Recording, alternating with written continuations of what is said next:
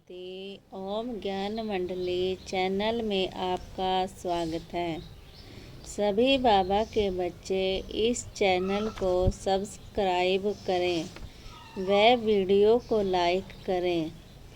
अपने अनुभव को कमेंट बॉक्स में लिखें।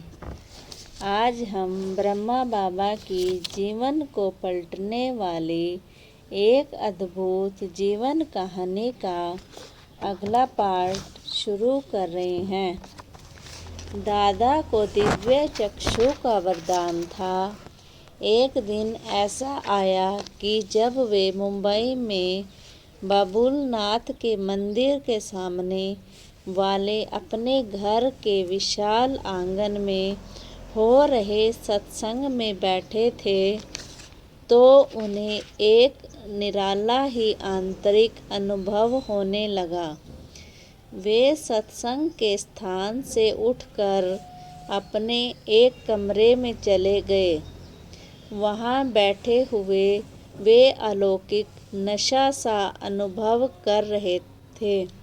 उन्हें शरीर का भान नहीं था। उस अवस्था में उन्हें सबसे पहले विष्णु चतुर्भुज का दिव्य साक्षात्कार हुआ। दादा ने सोचा कि गुरु ने ये ही साक्षात्कार करवाए होंगे, इसलिए उन्होंने अपने गुरु के पास जाकर बहुत खुशी में यह सब वृत्तांत सुनाया।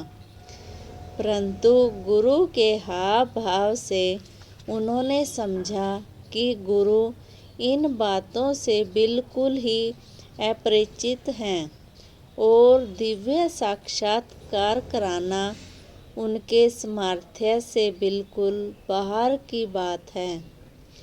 उनका मन अब परम पिता परमात्मा की ओर मुड़ा, जो कि वास्तव में सबका सतगुरु है।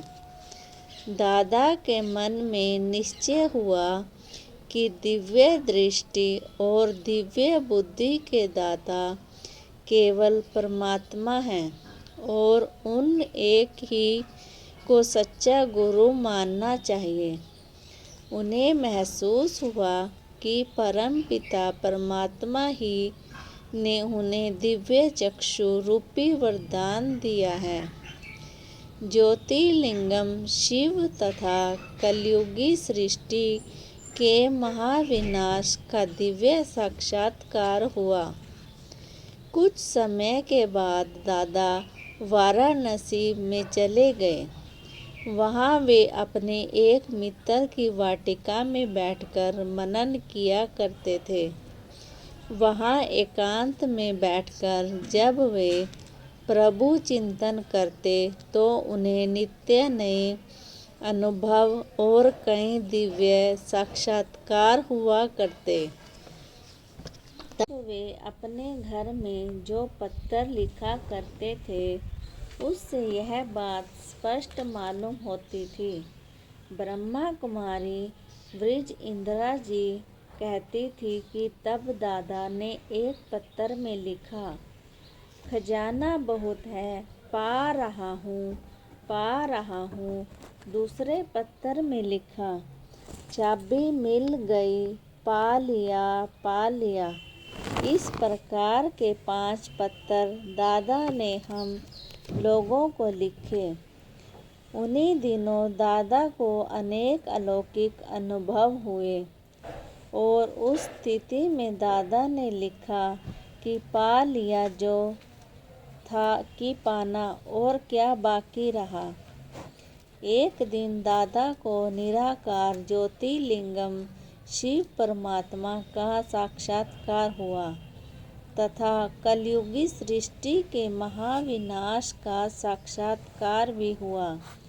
दादा ने देखा कि बहुत ही भयंकर बम बनाए गए हैं। उनके विस्फोट से असा अग्नि निकल रही है।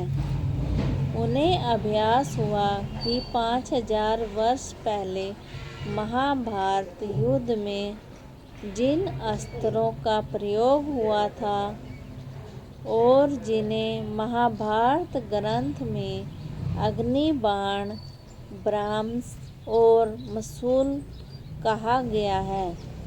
ये वही अस्त्र शस्त्र हैं और इन्हीं द्वारा अमेरिका तथा यूरोपियन लोगों का महाविनाश हो रहा है।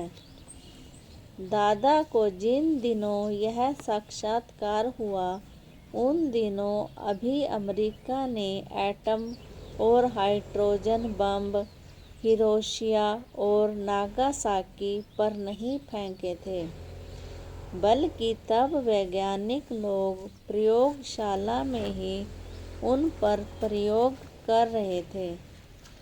तब रूस और अमेरिका आपस में मित्र राष्ट्र थे और जर्मनी तथा जापान के विरुद्ध उनका संयुक्त मोर्चा था।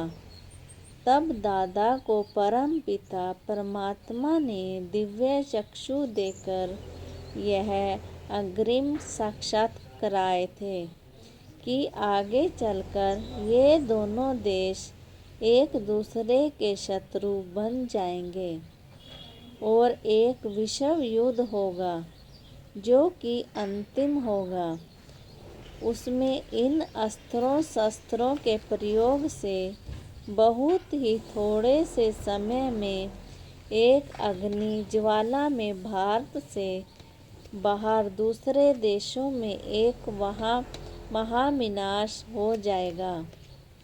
दादा ने गीता प्रसिद्ध अर्जुन की भांति यह भी साक्षात्कार किया कि सृष्टि में महाविनाश होने के परिणाम स्वरूप करोड़ों आत्माएं परम धाम को वैसे ही लौट रही हैं जैसे पतंगे प्रकाश की ओर लपकते हैं।